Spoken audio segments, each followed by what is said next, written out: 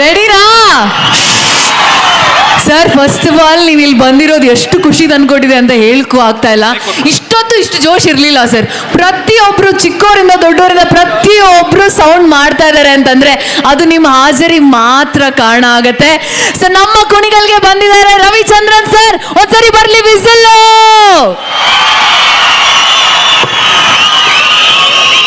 Sir ಅವಾಗ್ಲಿಂದ ತುಂಬ almost 4 hour ಆಯಿತು sir ಕಾರ್ಯಕ್ರಮ ಶುರುವಾಗಿ. ಅವಾಗಿಂದ ನಿಮ್ಮ ಒಂದು ಹಾಜರಿಗಾಗಿ ವೇಟ್ ಮಾಡ್ತಾ ಇದ್ದಾರೆ. ಫಸ್ಟ್ ಆಫ್ ಆಲ್ ನಿಮಗೆ ವೆಲ್ಕಮ್, ಸ್ವಾಗತ. ತುಂಬ ಸಖತ್ತಾಗಿ ಅವತ್ತಿಂದ ಇವತ್ತವರೆಗೂ ಇಷ್ಟು ಯಂಗಾಗೆ ಅಷ್ಟೇ ಜೋಶಲ್ಲಿ ಅಷ್ಟೇ ಎನರ್ಜಿಯಲ್ಲಿ ಹೆಂಗೆ ಸರ್ ಕಾಣಕ್ಕೆ ಸಾಧ್ಯ ಯಾರಾದರೂ? ಕಾರಣ ಎಲ್ಲ ಇವರೇ ಅಲ್ವಾ, ನನ್ನೆಂದೇ ಇದೆ. ಅವ್ರು ಎಷ್ಟು ಪ್ರೀತಿ ಕೊಡ್ತಾರೋ ಅಷ್ಟು ಮಿಡಕ್ತಾ ಇರ್ತೀವಿ ನಾವು ಅಷ್ಟೇ.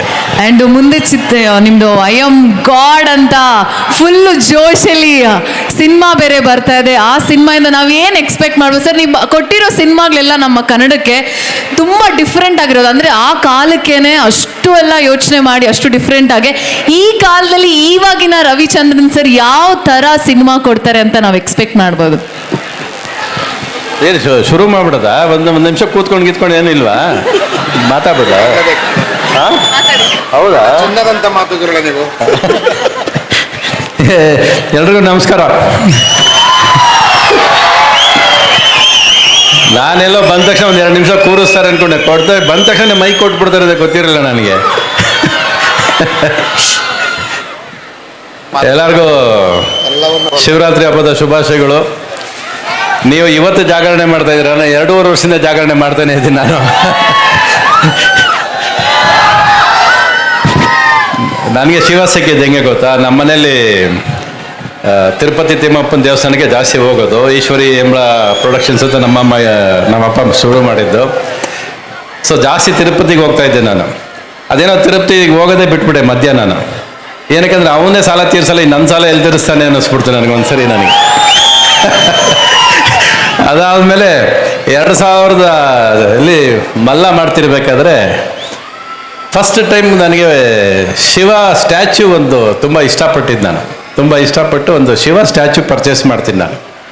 ಅಲ್ಲಿಂದ ಇವತ್ತುವರೆಗೂ ನಾನು ಎಲ್ಲಿ ಹೋದ್ರೂ ಶಿವ ಸಿಗ್ತಾನೆ ನನಗೆ.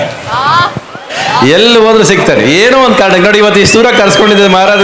ಶಿವರಾತ್ರಿ ಕರ್ಸ್ಕೊಂಡಿದ್ದೇನೆ ಅಂದ್ರೆ ಅವನೇ ಕರ್ಸ್ಕೊಂಡಿರೋದು. ಶಿವ ಯಾವತ್ತೂ ನನಗೆ ಆಶೀರ್ವಾದ ಮಾಡ್ತಾನೆ. ಆದರೆ ಇವತ್ತು ಆಂಜನೇಯನ ಶಕ್ತಿ ಕೊಡೋಕ್ಕೂ ನಮ್ಮನ್ನು ಕರ್ಸ್ಕೊಂಡ್ಬಿಟ್ಟಿದ್ದಾರೆ. ಇಲ್ಲ ಅವನು ಕರ್ಸ್ಕೊಂಡವ್ ನನಗೆ. ನಮ್ಮ ಮನೇಲಿ ಯಾವಾಗಲೂ ಹೇಳೋರು, ನೀನು ದೇವಸ್ಥಾನಕ್ಕೆ ಬರಲ್ಲ, ಯಾವಾಗಲೂ ಹೇಳಲ್ಲ ದೇವಸ್ಥಾನಕ್ಕೆ ಯಾಕೆ ಬರಲ್ಲ ಅಂತೇವರು. ದೇವ್ರು ನಮ್ಮನ್ನು ಕರ್ಸ್ಕೋಬೇಕು, ನಾವು ಹೋಗೋದ್ರೆ ದೇವ್ರು ನೋಡ್ಕೊಂಡು ನಮಗೆ ಋಣ ಇರ್ಬೇಕು ಕರ್ಸ್ಕೋಬೇಕಾದ್ರೆ. ಸೊ ಆ ಥರ ಲಾಸ್ಟ್ ಟೈಮ್ ನಮಗೆ ನಮ್ಮ ಮನೇಲಿ ಅಂಗಾಲ ಪರಮೇಶ್ವರಿ ದೇವ್ರ ಪೂಜೆಗೆ ಹೋಗ್ತಿದ್ದೆ. ನಾನು ಹೋಗ್ತಿರಲ್ಲ, ನಾನು ಊರಿಗೆ ಕರ್ಕೊಂಡು ಹೋಗ್ತಾರೆ. ಸರ್ ಬನ್ನಿ ಸರ್ ಅಂತ ಒಂದು ಫಂಕ್ಷನ್ಗೆ. ಅಲ್ಲಿ ಹೋದರೆ ಅಂಗಾಲ ಪರಮೇಶ್ವರಿ ಗುಡಿ ಒಳಗೆ ಕರ್ಕೊಂಡೋಗಿ ಗರ್ಭಗುಡಿ ಒಳಗೆ ಕುಂಕುಮ ಇಟ್ಟು ಕಳಿಸ್ತಾರೆ. ಸೊ ಆ ಥರ ದೇವರು ಅವನೇ ನನ್ನ ಇಷ್ಟಪಟ್ಟು ಕರ್ಸ್ಕೊತಾನೆ. ಆ ಥರ ಓಟ್ ಬರ್ತಾ ಇರ್ತೀನಿ ನಾನು. ಅದು ಒಟ್ಟಲ್ಲಿ ನಿಮ್ಮನ್ನೆಲ್ಲ ನೋಡಿದ್ರೆ ತುಂಬ ಖುಷಿ ಆಯ್ತು. ಇವತ್ತೆಲ್ಲ ಜಾಗರಣೆ ಮಾಡ್ತೀರಾ ನೀವೆಲ್ಲ?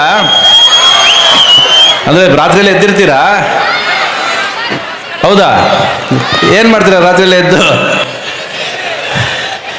ಸುಮ್ಮನೆ ಕೂತ್ಕೊಂಡು ಓಂ ನಮ ಶಿವ ಹೇಳಿದ್ರೆ ಸಾಲದು, ಮನಸ್ಸು ಬದಲಾಗಬೇಕು ಅಲ್ವಾ? ಏನಾದ್ರು ಒಂದು ಬದಲಾವಣೆ, ಒಂದು ತೀರ್ಪು ತಗೋಬೇಕು. ಅವಾಗ ಅದು ನೋಡಿ, ಅವ್ರ ದೇವ್ರನ್ನ ಅಷ್ಟು ಎತ್ತರ ಕಟ್ಟಿರೋದು ಏನಕ್ಕೆ ಹೇಳಿ? ಏನಕ್ಕೆ ಕಟ್ಟಿರೋದು ನೀವು ಅಷ್ಟು ಎತ್ತರ? 139 ಅಡಿ, 161 ಅಡಿ. ಅಂದರೆ ದೇವ್ರು ಎಟ್ಕಲ್ಲ ಅಂತ ಹೇಳ್ತೀರಾ ನಮಗೆ ಅಲ್ಲ? ಅದಕ್ಕೆ ಕಟ್ಟಿರ್ಬೇಕು ನೀವು. ದೇವ್ರು ಎಟ್ಕಲ್ಲ ನಮ್ಗೆ ಅದು ಹೇಳೋದಕ್ಕೆ ಅಷ್ಟು ದೂರ ಕಟ್ಟಿದ್ರ ನೀವು. ಒಟ್ಟಿನಲ್ಲಿ ನಾನು ಮೊನ್ನೆ ನಮ್ಮ ಹುಡುಗರು ಹೇಳ್ತಾ ಇದ್ದೆ, ನಾನು ಇಡೀ ಇಂಡಸ್ಟ್ರಿಗೆ ನಮ್ಮ ಅಪ್ಪ ಬಂದು, ಈಶ್ವರಿ ಪ್ರೊಡಕ್ಷನ್ಸ್ ಬಂದು, ಇಲ್ಲ ನಾನು ಬಂದು ಹತ್ತತ್ರ 55 ವರ್ಷ ದಾಟ್ತಾ 60 ವರ್ಷ ಬಂದ್ಬಿಟ್ವಿ ನಾವು ಇಂಡಸ್ಟ್ರಿಯಲ್ಲಿ. ಸೊ ಎಲ್ಲೋ ಒಂದು ಕಡೆ ಇಡೀ ಕರ್ನಾಟಕದಲ್ಲಿ ನನ್ನ ಋಣ ನಿಮ್ಮ ಋಣ ನಂಟಿದೆ. ನನಗೆ ನಿಮಗೆ ಒಂದು ಒಳ್ಳೆ ಸಂಬಂಧ ಇದೆ. ನಿಮ್ಮ ಅಜ್ಜಿಂದರು ಕೂಡ, ಅಜ್ಜಿ ತಾತ ಕೂಡ ನಮಗೆ ನನ್ನ ಪಾಕೆಟ್ಗೆ ₹1 ದುಡ್ಡು ಹಾಕಿರ್ತಾರೆ ಎಲ್ಲೋ ಒಂದು ಕಡೆ. ಸೊ ಆ ಥರ ನಾವು ಬೆಳ್ಕೊಂಡ್ರದು. ನನಗೆ ಈ ಮಣ್ಣಿನ ಮೇಲಿರೋ ಪ್ರೀತಿ ಬೇರೆ ಎಲ್ಲೂ ಇಲ್ಲ, ಯಾವ ದೇಶದ ಮೇಲಿಲ್ಲ, ಯಾವ ಫಾರಿನ್ಗೆ ಹೋಗ್ಬೇಕಂದ್ರೂ ಅನ್ಸಲ್ಲ. ಸೊ ನಮ್ಮ ಹುಡುಗನಿಗೆ ಹೇಳಿದೆ, ನಾನು ಒಂದು ಸರಿ ಇಡೀ ಕರ್ನಾಟಕನ ಒಂದ್ಸರಿ ನೋಡ್ಬಿಡ್ಬೇಕ್ರಿ. ಇಡೀ ಕರ್ನಾಟಕ ಒಂದೊಂದು. ಇಲ್ಲಿ ಪ್ರತಿ ಸಾರಿ ಸಕಲೇಶ್ಪುರ್ಗೆ ಹೋಗ್ಬೇಕಾದ್ರೆ ಈ ರೋಡಲ್ಲಿ 100 ಸರಿ ಓಡಾಡಿರ್ಬೋದು, 1000 ಸರಿ ಓಡಾಡ್ತೀವಿ. ಇದೇ ಊರು ದಾಟ್ತೀವಿ ನಾವು. ಆದರೆ ಇಲ್ಲಿ ಒಳಗೆ ಋಣ ಇಲ್ಲ ನೋಡಿ ಬರೋದಕ್ಕೆ. ಅದು ಇವತ್ತು ನಿಮ್ಮಿಂದ ಇವ್ರ ಜೊತೆ ಭೇಟಿ ಮಾಡೋಕ್ಕೆ ಅವಕಾಶ ಬಂತು. ಸೊ ಅದಕ್ಕೆ ನೀವು ಇವ್ರಿಗೆ ಥ್ಯಾಂಕ್ಸ್ ಹೇಳಿ. ನನ್ನನ್ನು ಕರೆಸಿದ್ರೆ ಆ ಪ್ರೀತಿಗೆ ಇವರೇ ಕಾರಣ. ಇವ್ರು ಹೇಳ್ತಾರೆ ನನಗೆ ಸ್ಟಾರ್ ಕಟ್ತಿದ್ರು ಅಂತಾರೆ ಅವರು.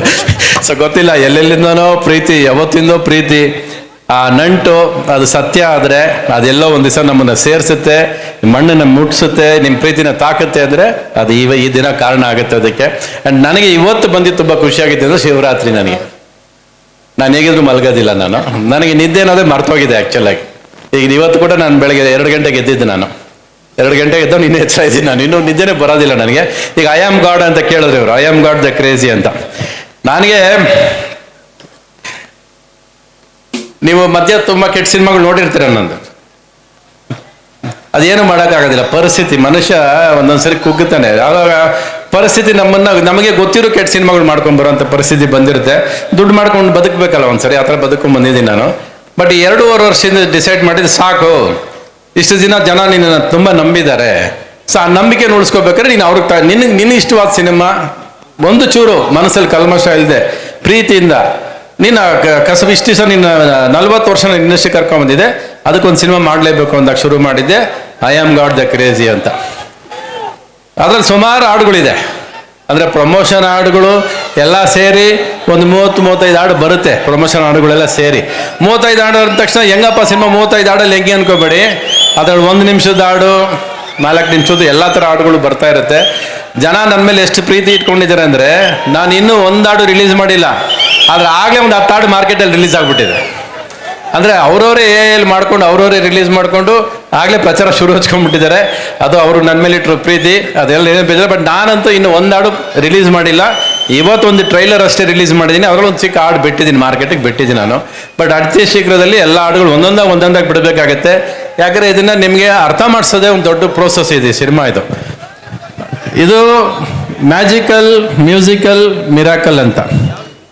ಪ್ರತಿ ಒಂದು ಇಡೀ ಸಿಸ್ಟಮ್ನ ದೇವರು ಇಂದ ಹಿಡಿದು ಇಡೀ ಸಿಸ್ಟಮ್ನ ಹಿಡಿದು ಹೆಣ್ಮಕ್ಳಿಗೆ ಇಟ್ಕೊಂಡು ಅವ್ರಿಗೆ ಇಷ್ಟ ಆಗೋಂಥ ಸಿನಿಮಾನೇ ಮಾಡಿರೋದು ನಾನು. ನೀವು ನೋಡ್ತೀರ ಪ್ರೇಮ್ ಲೋಕಗೆ 10ರಷ್ಟು ಮಾಡಿದ್ದೀನಿ ಸಿನಿಮಾ ನಾನು. 2.5 ವರ್ಷದಿಂದ ಇದೇ ಸಿನಿಮಾ ಮಾಡ್ತಾ ಇದ್ದೀನಿ. ಈಗಲೂ ಇವತ್ತು ಅದನ್ನೇ ಮಾಡ್ತಾ ಇದ್ದೆ. ಇವರು ಇಲ್ಲಿಗೆ ಎದ್ದು ಬಂದಿದ್ದಾನೆ ಇವತ್ತು. ಸೊ ಅದರಿಂದ ನಿಮ್ಮ ಪ್ರೀತಿ, ನಾನು ಯಾವಾಗಲೂ ಎಲ್ಲೇ ಬಂದು ಫಂಕ್ಷನ್ಗೆ ಹೋದ್ರು ಒಂದು ಸರಿ ನಿಮ್ಮನ್ನೆಲ್ಲ ನೋಡಿದ್ರೆ, ನಿಮ್ಮ ನಗು ನೋಡಿದ್ರೆ ನನಗೊಂದಷ್ಟು ಹುಮ್ಮಸ್ಸು ಬರುತ್ತೆ, ಅಷ್ಟೊಂದು ಶಕ್ತಿ ಬರುತ್ತೆ. ಆ ಸ್ಟ್ಯಾಚ್ಯೂ ನೋಡಿದ್ರೆ ಬರುತ್ತೆ ಅಲ್ವ, ಬಟ್ ನಿಮ್ಮ ಪ್ರೀತಿ ನೋಡಿದ್ರೆ ಬರುತ್ತೆ ನನಗೆ. ಯಾಕಂದರೆ ನಿಮ್ಮ ನಗುವಲ್ಲಿ, ನಿಮ್ಮ ಪ್ರೀತಿಯಲ್ಲಿ ನಾನು ಯಾವಾಗಲೂ ಯಾವುದೇ ಫಂಕ್ಷನ್ಗೆ ಓಟ್ ಬಂದರೂ ಕೂಡ ಒಂದು ಸರಿ ನಿಮ್ಮ ನಗು ನೋಡಿದ ತಕ್ಷಣ, ನಿಮ್ಮ ಆ ಉತ್ಸಾಹ ನೋಡಿದ ತಕ್ಷಣ ನನಗೆ ನಮ್ಮ ಅಪ್ಪ ಅಮ್ಮ ನೆನಪಾಗ್ಬಿಡ್ತಾರೆ. ನಮ್ಮ ಅಪ್ಪ ಅಮ್ಮ ನೆನಪಾಗ್ಬಿಡ್ತಾರೆ.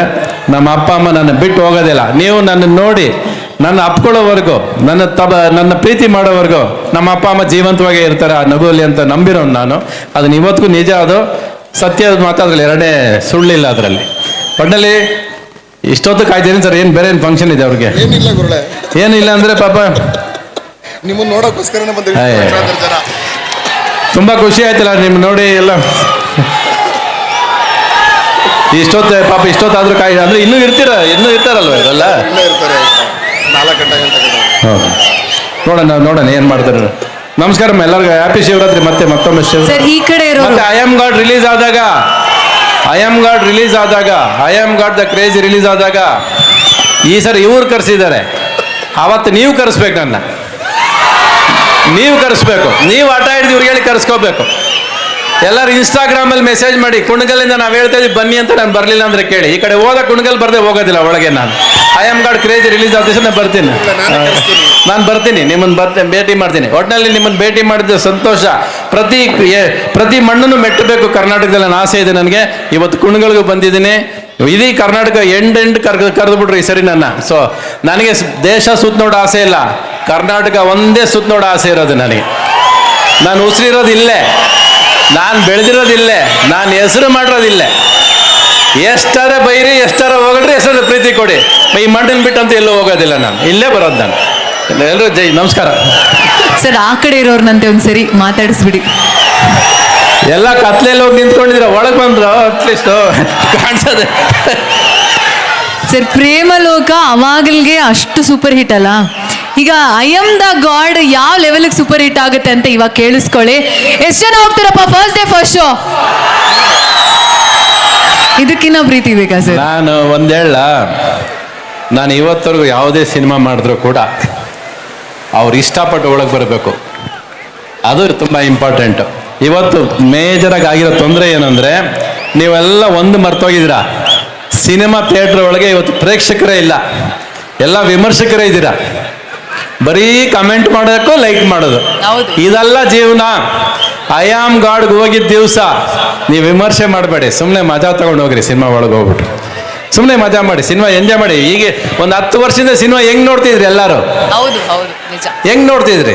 ಕತ್ಲೆ ಒಂದು ಲೋಕ, ಒಂದು ಕಂಡಿಡ್ದು ಒಂದು ಸಿನಿಮಾ 2.5 ಗಂಟೆ ನಿಮ್ಮನ್ನ ಬೇರೆ ಲೋಕ ಕರ್ಕೊಂಡು ಹೋಗೋದೇ ಸಿನಿಮಾ.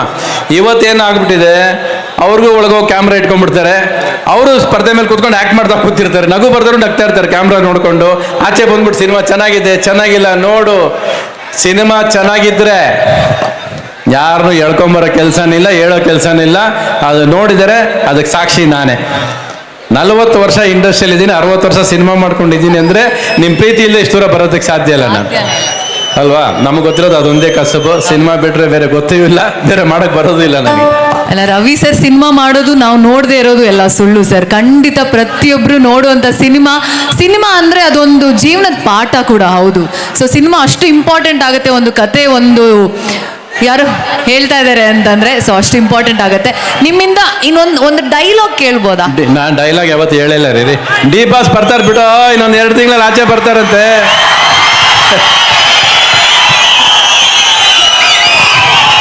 ಈ ಬಾಯಲ್ಲಿ ಹೇಳಿದ್ದೀನಿ, ಬರ್ತಾರೆ, ನೆನಪಿಟ್ಗ. ನಿಮಗೆಲ್ಲ ಡಿ ಬಾಸು, ಆ ಡಿ ಬಾಸ್ ನನಗೆ ಮಗ, ನೆನಪಿಟ್ಕೊಳ್ಳಿ. ಬರ್ತಾನೆ ಹೊರಗೆ, ಎಲ್ಲ ಬರ್ತಾರೆ. ಒಂದು ಕೆಟ್ಟ ಗಳಿಗೆ ಮನುಷ್ಯನ ಕುಗ್ಸುತ್ತೆ. ಅಷ್ಟು ಆಳು ಕರ್ಕೊಂಡು ಕುಗ್ಗಿಸ್ಬೇಕಾದ್ರೆ ಯಾವತ್ತೋ ಒಂದ್ಸರಿ ಎಬ್ಬರಿಸ್ಲೇಬೇಕಾಗತ್ತೆ ಅಲ್ವಾ?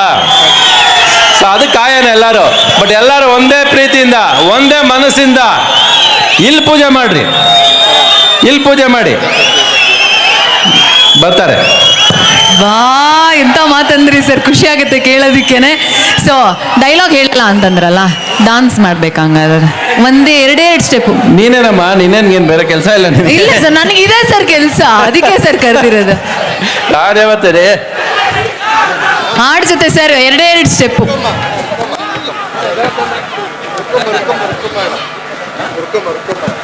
ಸರ್ ಅಷ್ಟು ಜನ ಹೀರೋಯಿನ್ ಜೊತೆ ಡಾನ್ಸ್ ಮಾಡಿದ್ರೆ ಒಂದು ಆಂಕರ್ ಜೊತೆ ಒಂದು ಡಾನ್ಸ್ ಮಾಡ್ಬೋದಲ್ಲ ಸರ್?